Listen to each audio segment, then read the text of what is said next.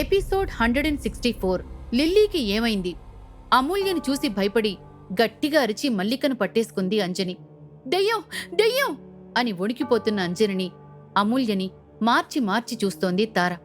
ఇదిగో అమూల్య, కాస్త తల గోక్కోవడం ఆపేస్తావా? ఇక్కడ జనాలు భయపడి చస్తున్నారు అని కాస్త వెటకారంగా అన్నాడు విక్కీ. చూడు రోహిత్ ఏమంటున్నాడో అని చిన్నపిల్లలా గారంగా అంటూ రోహిత్ దగ్గరకొచ్చింది అమూల్య. రోహిత్ విక్కీ నెత్తిమీద కొట్టేసరికి, సారీ, మీరిద్దరూ కలిసిపోయారు కదా, ఇంక నిన్నేమన్నా అంటే మమ్మల్ని చావగొడతాడు అని రోహిత్ కొట్టిన చోట రుద్దుకుంటూ అన్నాడు విక్కీ. మీ కంటికి నేను దెయ్యంలా కనిపిస్తున్నానా ఆంటీ అని తన జుట్టుని సరిగ్గా సవరించుకుంటూ అడిగింది అమూల్య. ఆమె జుట్టు సరిగ్గా లేనందుకు అంజని భయపడలేదు. అమూల్య చూడటానికి శివంగిలా ఉండటంతో అంజని భయపడింది. ఆ విషయం అక్కడున్న వాళ్లల్లో తారకు తప్ప ఇంకెవ్వరికీ అర్థం కాలేదు. శివంగి చనిపోయి 25 ఏళ్లవుతుంది. తను తిరిగొచ్చే అవకాశం లేదు. బహుశా శివంగి పోలికలతో ఈ అమ్మాయి ఉండొచ్చు అని మనసులో అనుకుంటూ తనకి తానే ధైర్యం చెప్పుకుని, జోక్ చేశానమ్మాయి గోరు, భయపడ్డారా అని లోపలున్న భయాన్ని దాచిపెడుతూ తన మీద అనుమానం రాకుండా ఉండడానికి ప్రయత్నిస్తోంది అంజని. అదేంటి సడన్గా అంజని ప్లేట్ ఇలా తిప్పేసింది అని మనసులో అనుకుంటూ అంజని వైపు పరీక్షగా చూసి, అయినా శివంగిని అందరూ ముసుగులోనే చూసుంటారు. తన ఫేస్ ఎలా ఉంటుందో సావిత్రికి, భైరవుడికి, నాకు తప్ప ఇంకెవరికీ తెలీదు. బహుశా అంజని సరదాగా అనుండొచ్చు అనుకుంటూ సైలెంట్ అయిపోయింది తార. మా అత్తకి కాస్త ఎటకారాలు ఎక్కువలే అమూల్యమ్మా, మీరేం పట్టించుకోకండి అని నవ్వుతూ అంది మల్లిక. సరదాగా ఉండేవాళ్లంటే నాకు సరదానే అంటూ అంజనిని కౌగిలించుకుంది అమూల్య. ఆమె కౌగిలించుకోగానే అంజని శరీరం ఒక్కసారిగా వణికింది. అదంతా తార గమనిస్తూనే ఉంది. మిమ్మల్ని అందర్నీ ఎక్కడో చూసినట్టనిపిస్తోందమ్మా, మీరిదివరకెప్పుడైనా వెంకటాపురానికొచ్చారా అని అనుమానంగా అడుగుతూ అమూల్యకి దూరంగా జరిగింది అంజని. ఆమె మాటలకి అందరూ భయపడ్డారు. తనకి గతం ఎలా గుర్తుందో అర్థం కాలేదు. అదే విషయాన్ని తారనడిగాడు రోహిత్. ఒకవేళ అంజనికి మనం గుర్తుంటే సావిత్రికి కూడా మనం గుర్తుంటాం. అదే నిజమైతే మనం ప్రాబ్లమ్స్లో పడిపోతాం రోహిత్ అని భయపడుతూ అతడికి మాత్రమే వినిపించేలా అంది తార. హే ఊకో అత్త, నీకెప్పుడు ఏళకోళలే, చూసిన ప్రతి పట్నం వాళ్ళని ఇదే మాట అంటావు అని విసుక్కుంది మల్లిక. ఆమె మాటలకి రోహిత్, తారలు శాంతించారు. వయసు మీద పడుతోంది గదా, గుర్తుపట్టలేకపోతున్నాను అంది అంజని. సరే సరే, ఇప్పటికే చాలా ఆలస్యమైంది, అందరూ త్వరగా బయలుదేరండి, అవతల ఉత్సవాలు స్టార్ట్ అయి ఉంటాయి అని రోహిత్ అనేసరికి అందరూ ఎవరి గదిలోకి వాళ్లు వెళ్లిపోయారు. వెళుతున్న అమూల్యనే చూస్తూ, నా చూపు ఎంత మందగించినా ఆ రూపాన్ని మాత్రం మర్చిపోలేను, వీళ్ళిద్దరికీ ఏదో సంబంధం ఉంది అని మనసులో అనుకుంటూ మల్లిక వెనకాలే వెళ్లిపోయింది అంజని. కాసేపటి తర్వాత అందరూ బయలుదేరి ఉత్సవాలు జరిగే ప్రదేశానికి వచ్చేశారు. ఏంటి రోహిత్ బాబూ, మీరు కూడా ఇంత లేటుగా వస్తే ఎలా? అందరూ మీకోసం ఎలా ఎదురు చూస్తున్నారో చూడండి అని మల్లేష్ ఎదురు చూస్తూ అనగాని, బాలెక్కడున్నాడు అని అడిగాడు రోహిత్. ఈరోజు ఈత పోటీలున్నాయి కదా, వాటికి కావలసిన ఏర్పాట్లు చేస్తున్నారు అని మల్లేష్ అనగాని రోహిత్, విక్కీ, జగజిత్, చంద్రలు కలిసి కారుణ్య నది దగ్గరికి వెళ్లారు. హాయ్ అమ్మో, ఏంటి ఇంత ఆలస్యమైంది అంటూ వాళ్ల దగ్గరకొచ్చింది లిల్లీ. నైట్ కాస్త లేటుగా పడుకున్నాం అని చెప్పి, ఇంతకీ నీ ప్రయత్నాలు ఎక్కడి వరకొచ్చాయి? బాలేమైనా మాట్లాడుతున్నాడా నీతో అని అడిగింది అమూల్య. తార వాళ్ల మాటల్ని వింటూనే ఉత్సవాలు జరిగే ప్రదేశాన్ని పరీక్షగా చూస్తోంది. మేళతాళాలు, 100 మంది జనాలు, కళ్ళు జిగేలుమనేలా ఉన్న డెకరేషన్లతో పండగ వాతావరణం నెలకొంది. శివంగి అనే భయంతో ఎవరూ ఊర్లో ఒక్క పండుగ కూడా ఇప్పటివరకు జరుపుకోలేదు. ఇప్పుడు శివంగిని బంధించారు అన్న సంతోషంతో ఎటువంటి భయం లేకుండా ప్రతి మూమెంట్ని ఎంజాయ్ చేస్తున్నారు. చాలా సంవత్సరాల తర్వాత అందరి ముఖాల్లోనూ ఆనందం కనపడింది. శివంగి బందీ అయింది అని తెలిసేసరికి ఇరుగు పొరుగు ఊర్ల నుంచి కూడా జనాలు తండోపతండాలుగా వచ్చారు. ఏం చెప్పమంటావు అమూల్య, కనీసం బాల నా ముఖం చూడటానికి కూడా ఇష్టపడటం లేదు అని బాధగా చెప్పింది లిల్లీ. ఆమె మాటలకి తార అనుమానంగా చూసింది. సర్లే, చివరి రోజున కపుల్ డాన్స్ ఉంది కదా, అందులో బాలకి పార్ట్నర్గా నువ్వే వెళ్దువుగాని అని అమూల్య అనగానే తారా, లిల్లీలు ఆమె వైపు ఆశ్చర్యంగా చూశారు. అది ఎలా పాసిబుల్ అవుతుంది అమూల్య? బాలకి పార్ట్నర్గా ఎవరొస్తారో మనం చెప్పలేం కదా, చీటీలో అందరి పేర్లు రాసి ర్యాండమ్గా సెలెక్ట్ చేస్తారంట కదా అని నిరుత్సాహంగా అంది లిల్లీ. ఆ ఈవెంట్ని కండక్ట్ చేసేది రోహితే. బాలకి పార్ట్నర్గా ఎవరి పేరొచ్చినా నీ పేరే చెప్పమని చెప్తాలే. అప్పుడు ఎలా నీతో డాన్స్ చేయకుండా తప్పించుకుంటాడో చూద్దాం అని తెలివిగా ఆలోచిస్తూ అంది అమూల్య. థ్యాంక్యూ అమూల్య అని సంతోషంగా ఆమెని హగ్ చేసుకుంది లిల్లీ. నాకు కావలసింది ఈ థ్యాంక్యూలు కాదు లిల్లీ, నేను చెప్పింది చేయటం అని ఆమెకి మాత్రమే వినిపించేలా అంది అమూల్య. తప్పకుండా అని ప్రామిస్ వేస్తూ చెప్పింది లిల్లీ. మరోవైపు వాళ్లకి కాస్త దూరంగా ఉన్న సావిత్రి గంట నుంచి అమూల్యని కంటి రెప్పవేయకుండా పరీక్షగా చూస్తోంది. అది గమనించిన తార ఆశ్చర్యపోతూ, ఈవిడేంటి అమూల్యని ఇలా చూస్తోంది అని మనసులో అనుకుంటూ అదే విషయాన్ని అమూల్యకి చెప్పింది తార. ఏమో నాకేం తెలుసు, ఆవిడ నన్ను చూస్తేనే భయపడిపోతున్నారు అని అమాయకంగా అంది అమూల్య. బహుశా నీ గురించి తెలిసిపోయిందేమో అని తార అనగాని ఆమె వైపు కంగారు పడుతూ చూసింది అమూల్య. ఏ ఏం మాట్లాడుతున్నావు తారా అని తడబడుతూ అడిగింది అమూల్య. నువ్వెందుకింత కంగారు పడుతున్నావు? నేనంటుంది లిల్లీతో కలిసి తన కొడుకుని ట్రాప్ చేయాలి అనుకుంటున్నావు కదా, దాని గురించి తెలిసిపోయిందేమో అంటున్నా అని మనసులో ఏదో ఆలోచిస్తూ అంది తార. నిజమా తారా అని కంగారు పడింది లిల్లీ. ఓ అదా, అయినా ఇందులో ట్రాప్ చేయడానికేముంది, వీళ్ళిద్దరూ అమెరికాలో ఉన్నప్పుడే ప్రేమించుకున్నారంట అని రిలాక్స్డ్గా ఫీల్ అవుతూ అంది అమూల్య.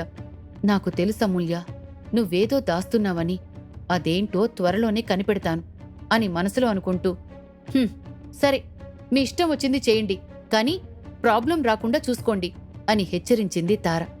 మరోవైపు స్విమ్మింగ్ పోటీలకి కావలసిన అన్ని ఏర్పాట్లు చేసేశాడు భద్ర. పోటీకి పేర్లిచ్చిన వాళ్ళందరూ సిద్ధంగా ఉండాలమ్మా, మరి కాసేపట్లో పోటీ ప్రారంభం కాబోతోంది అని మైక్లో అరిచాడు విక్కీ. ఉత్సవాలకొచ్చిన అమ్మాయిల్ని టీస్ చేస్తూ చిరుతిండ్ల దగ్గర సెటిల్ అయిపోయాడు జగజిత్.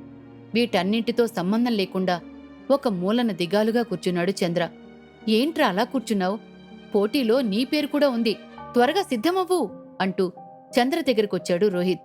ఇప్పుడు నేనున్న సిచ్యువేషన్లో ఇవెందుకు రోహిత్, వదిలే అని ఇష్టం లేనట్టుగా అన్నాడు చంద్ర.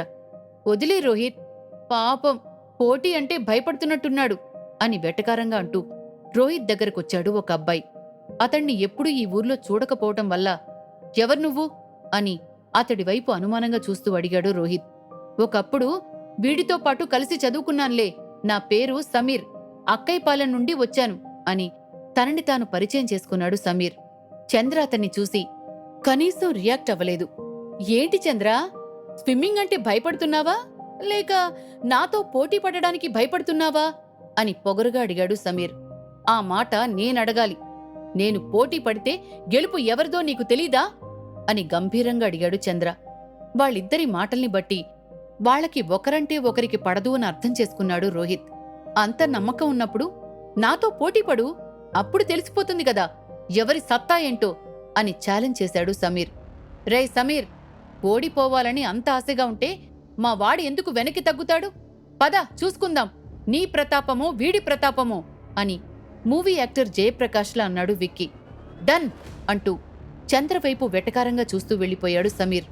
ఎవడ్రా వీడు, వీడితో నీకేంటి గొడవ అని అనుమానంగా అడిగాడు రోహిత్. వీడు మాతో పాటు హైస్కూల్ వరకు చదువుకున్నాడు, ప్రతి విషయంలోనూ చంద్రతో పోటీ పడాలి అనుకుంటాడు, కానీ గెలవడు, అయినా సిగ్గు లేకుండా మళ్లీ పోటీకొస్తాడు అని తింటూ వాళ్ల దగ్గరకొచ్చాడు జగజిత్. కానీ ఈసారి నేను పోటీ పడాలనుకోవడం లేదు రోహిత్ అని కరాఖండిగా చెప్పేశాడు చంద్ర. అలా అనుకురా, నా పరువు పోతుంది అంటున్న జగజిత్ మాటలకి అడ్డుపడుతూ, ఒకవేళ చంద్ర పోటీ పడితే అతడి వీపు మీదున్న పుట్టుమచ్చ గురించి అందరికీ తెలిసిపోతుంది కదా అని కంగారు పడుతూ వాళ్ల దగ్గరకొచ్చింది తార. అంత అవసరం లేదు, అందరూ షర్ట్ లేకుండా స్విమ్ చేస్తే వీడి షర్ట్తోనే స్విమ్ చేస్తాడు, మనం ఎలాంటి రూల్స్ రెగ్యులేషన్స్ పెట్టలేదు కదా అన్నాడు విక్కీ. చంద్ర మూడ్ని డైవర్ట్ చేయడానికి అతన్ని పోటీలో పాల్గొనేలా చెయ్యాలనుకున్నాడు రోహిత్. ఛాలెంజ్ చేసినప్పుడు వెనక్కి తగ్గితే అది మగతనం అనిపించుకోదు చంద్ర, వాడికి ఇంకొకసారి బుద్ధి చెప్పు అని రోహిత్ కూడా అనడంతో చంద్ర ఇంకా కాదనలేకపోయాడు. అందరూ షర్ట్ తీసేసి స్విమ్ చేయడానికి కావలసిన ఎక్సర్సైజులు చేస్తుంటే చంద్ర మాత్రం షార్ట్ అండ్ టీషర్ట్తో స్విమ్ చేయడానికి సిద్ధపడ్డాడు. 3, 2, 1 గో అని బొమ్మ తుపాకీ గాల్లోకి పేల్చగాని స్టార్టింగ్ పాయింట్ నుండి అందరూ నదిలోకి దూకారు. చంద్ర మనసులో గెలవాలన్న ఆలోచన లేదు. తన వీపు మీదున్న పుట్టుమచ్చ గురించి, భైరవుడి గురించి ఆలోచిస్తూనే స్విమ్ చేస్తున్నాడు. మిగిలిన వాళ్లందరూ సమీర్కి సైడ్ ఇచ్చేసి కావాలని స్లోగా వెళ్తున్నారు. సమీర్ చంద్రని ఎలాగైనా ఓడించాలన్న కసితో స్విమ్ చేస్తున్నాడు. ఎంత స్పీడ్గా స్విమ్ చేస్తున్నా చంద్రని అందుకోలేకపోతున్నాడు సమీర్. ఇంకిలా కాదు అనుకున్న సమీర్ తనకి సైడ్ ఇచ్చిన తన స్నేహితులకి సైగ చేశాడు. అక్కడున్న వాళ్లందరూ సమీర్ మనుషులే అవడం వల్ల ఓ ఇద్దరు నీళ్లలో మునిగిపోయి చంద్ర దగ్గరికి చాలా వేగంగా ఈదుకుంటూ వెళ్లి అతడి కాళ్లు పట్టుకుని లోపలికి లాగేశారు. ఉత్కంఠభరితంగా ఒడ్డునుంచి చూస్తున్న అందరూ చంద్ర లోపలికి వెళ్లిపోవడంతో ఒక్కసారిగా షాకయ్యారు. అందుకే నేనీ కారుణ్య నదిలో పోటీలు పెట్టొద్దని చెప్పాను. ఎవరైనా ఈ నదిలో తప్పిపోతే వాళ్ల శవం కూడా కనిపించదు. భరద్వాజ్ మరణమే ఇందుకు సాక్ష్యం అని భయపడుతూ అన్నారు పూజారిగారు. చంద్రకేదైనా జరిగితే తనకి చెడ్డపేరు వస్తుందేమోనని భయపడ్డాడు బాలభద్రుడు. సావిత్రి అదంతా పట్టించుకోకుండా మునిగిపోయిన చంద్రని చూసి ఎందుకో కార్నర్ స్మైల్ ఇచ్చింది. తన కాళ్లు పట్టుకుని కిందకి లాక్కు వెళ్ళిపోతున్న ఇద్దర్నీ ఊపిరి బిగబట్టి బలంగా తన్నాడు చంద్ర. అతడి దెబ్బకి ఇద్దరూ విలవెల్లాడిపోయారు. ఏదో పిడుగు దెబ్బ తిన్నట్టుగా స్పృహ తప్పిపోయి నదిలోకి వెళ్ళిపోతున్నారు. ఆ నదిలో పడిపోతే ఏం జరుగుతుందో తెలిసిన చంద్ర వాళ్ల రెక్కలు పట్టుకుని పైకి తీసుకొచ్చి అవలీలగా గట్టుమీదకి విసిరేశాడు. అదే అవకాశంగా తీసుకున్న సమీర్ స్పీడ్గా ఈదుకుంటూ ఫినిషింగ్ పాయింట్కి దగ్గరైపోయాడు. ఇదంతా చీటింగ్ రోహిత్, ఈ పోటీని క్యాన్సిల్ చెయ్యాలి అంటున్న విక్కీని ఆపమన్నట్టుగా తన చేయి చూపించాడు రోహిత్. కళ్ళు పెద్దవి చేసి నదివైపు ఆశ్చర్యంగా చూస్తున్న రోహిత్ని చూసి షాకింగ్గా నదివైపు చూశాడు విక్కీ. ఇంకొక 2 అడుగులు వేస్తే సమీర్ ఫినిషింగ్ పాయింట్కి చేరుకుంటాడు అనగా మెరుపు వేగంతో ఫినిషింగ్ పాయింట్ని దాటుకుని వెళ్లిపోయాడు చంద్ర. అతడు గెలవడంతో సావిత్రి పిడికిలు బిగించి ఎస్, దొరికాడు అని మనసులో సంతోషంగా అనుకుంది. చంద్రని చూసి సావిత్రి ఎందుకు సంతోషించింది? అమూల్య అనుకుంటున్నట్టుగా లిల్లీని బాలభద్రుణ్ణి ఒకటి చేయగలదా? అంజని వల్ల శివంగికి అమూల్యకి మధ్య ఉన్న సంబంధమేంటో తెలుస్తుందా? చంద్రకి సావిత్రికి ఉన్న సంబంధమేంటి? ఈ ప్రశ్నలన్నింటికీ సమాధానాలు తెలుసుకోవాలనుందా?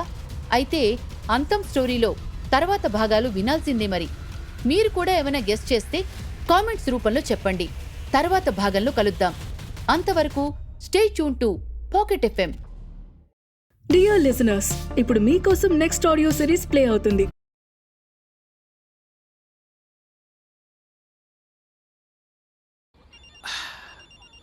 హాయ్ అమ్మా, మన హాలిడేస్ కోసం చాలా యాక్టివిటీస్ ప్లాన్ చేశాను. అమ్ముడు, ప్లాన్ కాస్త చేంజ్ చేయాల్సి ఉంటుంది. ఇప్పుడు మునుపు